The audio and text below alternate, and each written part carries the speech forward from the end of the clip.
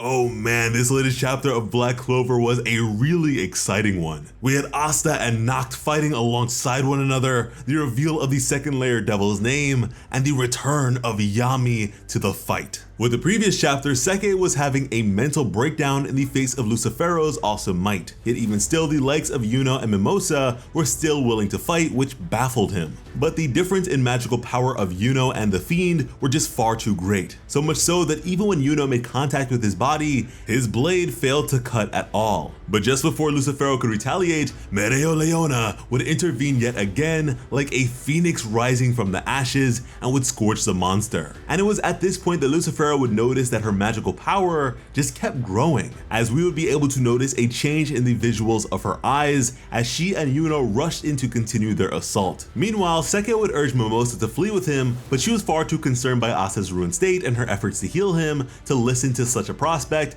despite her own overwhelming fear. When Seke looked at Yuno, he didn't feel too bad because Yuno, to him, was born better. But when he looked at Asta, he felt a different sort of frustration, as Asta, despite coming from nothing, was quite remarkable at this point. However, Mimosa simply didn't have enough magic to heal Asta, and so he was barely healed at all. Yet even still, Asta, like a valiant hero, would rise to his feet yet again, expressing with his ruined voice that he'd be back to fighting in just a moment. All Mimosa could do at this point was beg Asta not to die, as tears welled up in her eyes. Seke didn't understand Asta's thinking at all here and would urge him to stop as well, but it was no use. And it's with this that Seke would be able to recognize how truly weak and useless he was, as someone who never tried to get stronger like Asta had. Meanwhile, Asta would continue limping his way back to the battlefield and would do so in such a horribly banged up state. From which point we would have this latest chapter, as now to stand beside the boy battling unconsciousness would be Vice Captain Noct seeking to fight alongside him.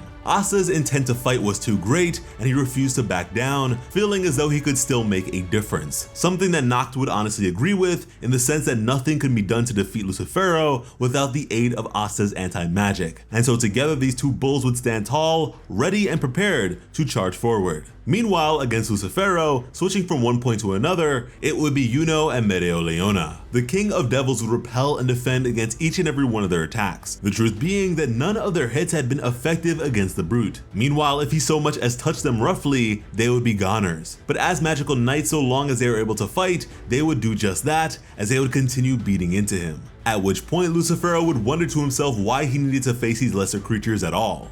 What he truly desired was to make his way to Asta as swiftly as possible to truly end him. What I imagine is on account of his own pride, given what Asta had done to one of his horns, but also a case of self-preservation, as among the many combatants present, Asta as a wielder of anti-magic posed the greatest threat. And so Lucifero would decide to enlist the aid of the other devil to handle these cretins, which simultaneously provided us with their name, Adramelech. But despite this decree from the king, Addy wouldn't move an inch like SpongeBob working at the chum bucket. He didn't feel like it. A response which understandably pissed Lucifero off, but it's interesting that Lucifero would even need assistance here. This predicament of his is the equivalent of being an incredibly strong human that reigns undefeated when it comes to fighting, but ultimately, when two speedy flies are in your house, you have a hard time killing them despite all your strength. Addy would then just scratch his face while looking to the side and say that watching Lucifero fight was just way too much fun, as they would seem to sarcastically laugh to themselves. And for this thing to refuse Lucifero only makes them that much more fascinating in my book. Meanwhile, Mereoleona would rush in for yet another attack while mocking the devilish king for being so unpopular. Yet something odd would occur in the midst of this. Her body would suddenly fail to maintain its shape.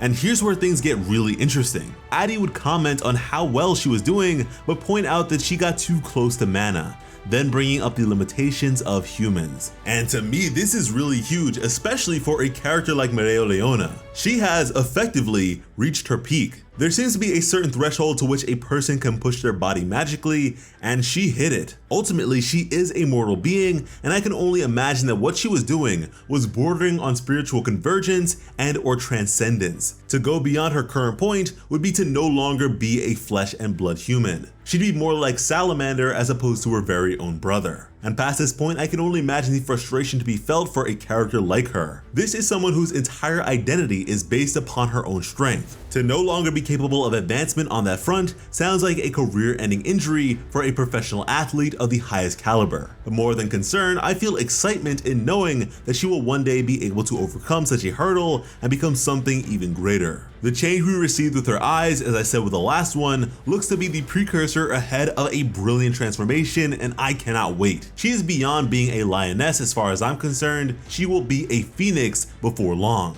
But anyways, Yuno would shift her position before Lucifero could harm her, as he would then be made to suddenly defend himself before being knocked away. Lucifero would then begin his hunt for Asta yet again, but was unable to locate him, as just then, Not would don yet another new form. This was a brand new Devil Union mode that combined his Canis and Equus transformations, and boy was it cool, as he would pierce into and bind the Devil King with a pose reminiscent of crucifixion. And this was all done for the sake of Asta from behind, being given the opportunity to end it all. All the while, Not was willing to do anything to stop the devil, even if it meant the end of his very own life. Lucifero with ease would eradicate the canine bindings and set his sights on Asta, prepared to deliver a finishing blow. But in seeing this, sprouting from the darkness would be knocked in protection of Asta, as with a single blow, his ever so durable form would be broken with ease. He was willing to give his life here, as Asta would cry out for him not to die.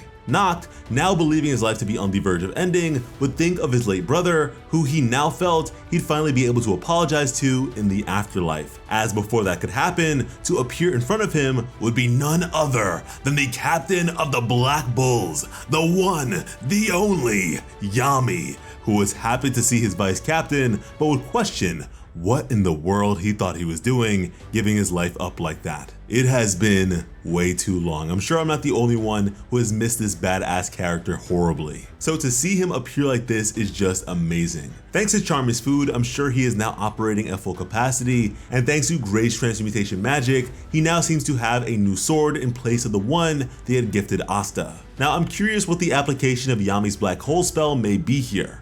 And that's mostly on account of how his magic may operate against Lucifero's gravity magic. Scientifically, a black hole possesses an infinite density, therefore providing it infinite gravity. And so if nothing else, prepare for some really interesting reactions between their magic, which I am very excited by. Despite Yami's lack of direct involvement in this arc, we have still learned a whole lot about him, so it is really nice to have him return like this. Knowing how these final fights of the arc tend to be with this series, we can expect to see a few more sudden appearances before it all comes to a close.